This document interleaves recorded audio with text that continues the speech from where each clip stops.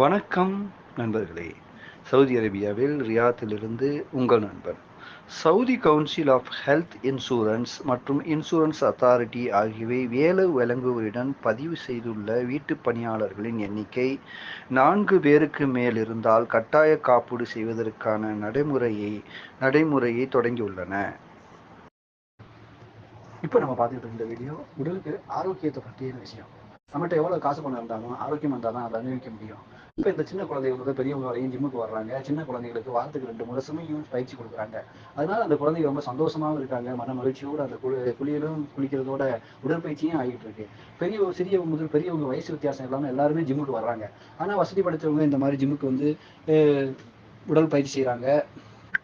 நம்ம உடம்பு ஆரோக்கியமா வச்சுக்கிறதுக்கு இந்த மாதிரி ஜிம்முக்கு தான் வரணுங்கிற அவசியம் இல்லை. நம்ம வீட்டில் சிறிய நிலம் இருந்தாலும் அதில் தேவையான பயிர்களை பயிரிட்டு விவசாயம் செய்யலாம், நடைப்பயிற்சி செய்யலாம். ஆரோக்கியமான உடம்பை வச்சுக்கிறதுக்கு எவ்வளவோ நிறைய விஷயம்